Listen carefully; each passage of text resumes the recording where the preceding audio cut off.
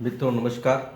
मैं डॉक्टर प्रदीप श्रीवास्तव, प्रेम लोक क्लिनिक एवं research centre, Bansi road, Bhimapar, Siddharth Nagar, Uttar Pradesh से हूँ।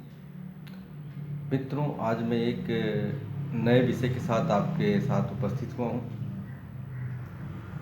मेरे यहाँ चिकित्सालय में बहुत सारे लोग चिकित्सा कराने आते हैं, बहुत सारी बातें होती हैं। तो आयुर्वेद को लेकर के लोगों के अंदर बहुत सारे विचार चलते रहते हैं, बहुत सारी उनकी अपनी विचार होते हैं, उसके बारे में बताते हैं।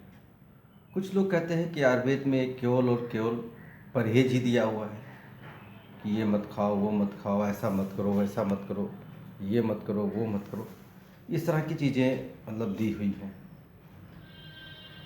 तो मैं इस विषय को लेकर आया हूँ कि इसमें उनकी सोच इस तरह की क्यों है और कैसा, क्या वह उचित है या अनुचित है।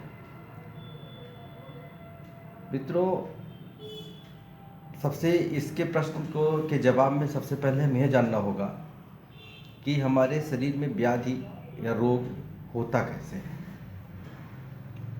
जो सबसे बड़ा प्रश्न है व्याधिग्रस्त, तो वो हम रोगग्रस्त होते कैसे हैं। तो आयुर्वेद की भाषा में कहें तो परहेज जो शब्द है, परहेज कौन सा शब्द है ये अब तो मैं नहीं जानता, क्योंकि ना तो मैं भाषा का व्यक्ति हूँ कि मुझे बहुत ज़्यादा ज्ञान है भाषा का। ये उर्दू शब्द है कि अरबी शब्द है कि हिंदी शब्द है या किसका है। लेकिन आयुर्वेद में इसे बोलते हैं निदान। निदान शब्द का मतलब होता है कि हेतु, कारण, व्याधि उत्पादक हेतु, व्याधि किस कारण से उत्पन्न हो रही है, उनको हम निदान शब्द से बोलते हैं।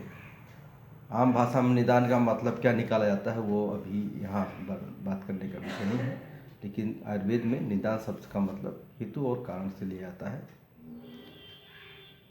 इसी परहेज को आयुर्वेद में निदान परिवर्जन कहा जाता है कि उस कारण को दूर कर दीजिए, हटा दीजिए अपने आप से।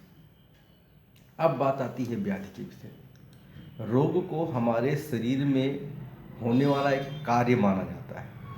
रोग को हम लोग कार्य, आयुर्वेद में क्या बोलते हैं, सामान्य भाषा में, आजकल मॉडर्न साइंस में भी, ये एक जो भी हमारे शरीर के अंदर होने वाली मेटाबॉलिक क्रिया, एक्टिविटीज, क्रियाएं हैं, कार्य है, यदि वो सामान्य रूप से होती है तो उसे सामान्य कार्य कह देते हैं, विकृत होती है तो रोग उत्पन्न कर देता है। वो दोनों तो कार्य है, कार्य के दोनों रूप होते हैं, एक होता है विकृत कार्य, एक सामान्य कार्य। तो जो विकृत कार्य होगा, आप किस कारण से होगा, कुछ परिस्थितियां बनेगी, तो उन कारक कारणों से जो कारण है वो हमारे यहाँ बेसिकली 3 प्रकार से विभाजित किए गए। पहले तौर से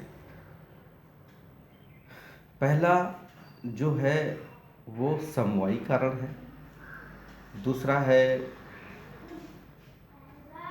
निमित्त कारण, तीसरा है असमवायी कारण। समवायी कारण जो होता है, जो शरीर के अंदर दोष वैषम्य उत्पन्न होता है, यानी जो भी बात पित्त कफ जो भी हैं सामान्य अवस्था में जब रहते हैं और उनमें सामान्य स्थिति में, उनके प्रकृति में, उनके जिस भी इस परिस्थिति में परिवर्तन आता है तो उसे वैषम्य यानी विकृति कहते हैं। तो ये जो कारण होता है इसे समवायी कारण कहते हैं। जो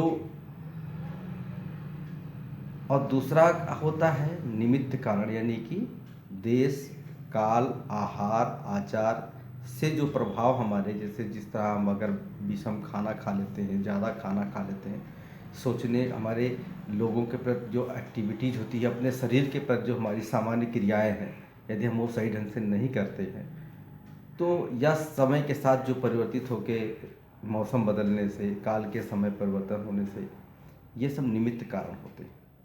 तीसरा आता है असमवायी कारण, जो होता है दोष और दूसरे का विकृत दोष जो हो जाते हैं, उनका दूसरों के साथ मिल करके रोग की उत्पत्ति करते हैं। वो जो अवस्था होती है वो असमवायी कारण होता है।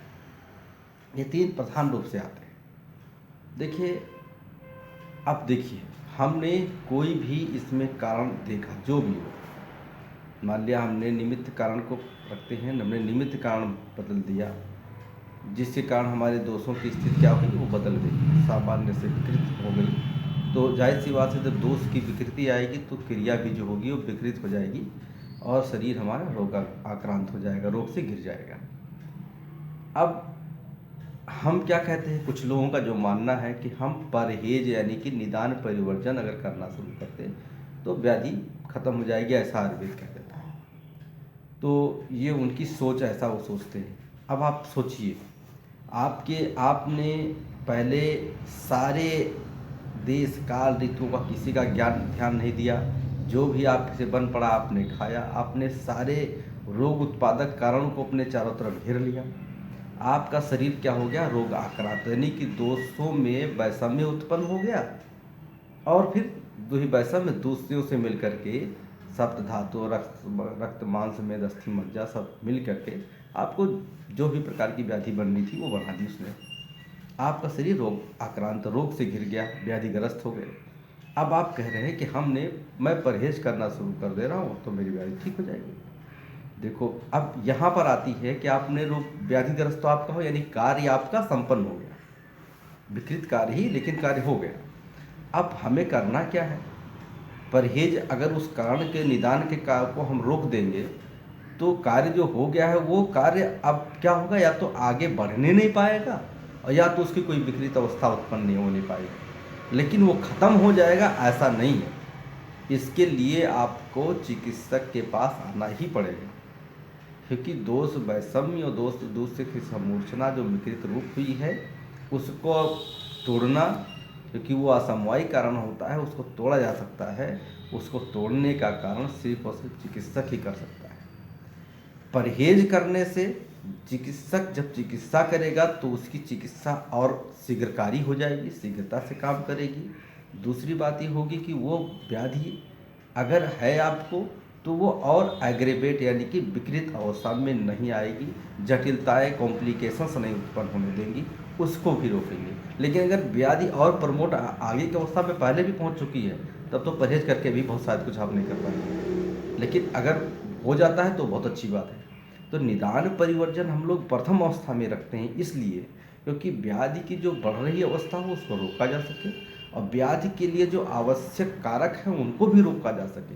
और जब वो संगठन सब टूट जाते हैं उनके आगे बढ़ने की या व्याधि को बढ़ने की या जटिलताएं उत्पन्न होने की, तो हमारी दवाइयाँ उस पर और तीव्रता से काम करती हैं और व्याधि वहीं से खटके खत्म हो जाता है, दोष का दूसरों से समूर्छना खत्म हो जाती है और दोष साम्य अवस्था में आकर के आप रोग से मुक्ति पा जाते हैं। उसके पश्चात फिर आपको सामान्य जीवन जीना होता है, अपने शरीर के प्रकृति के अनुरूप और देश काल के अनुरूप अपना आहार विहार करना होता है। मित्रों, परहेज से पूर्ण चिकित्सा नहीं होती है। यदि आप रोगाक्रांत हो गए हैं तो आपको चिकित्सक के पास जाना पड़ेगा, वो भी किसी योग्य आयुर्वेद चिकित्सक के पास, जो इन सारी परिस्थितियों को समझकर आपको चिकित्सा देगा। धन्यवाद मित्रों, नमस्कार।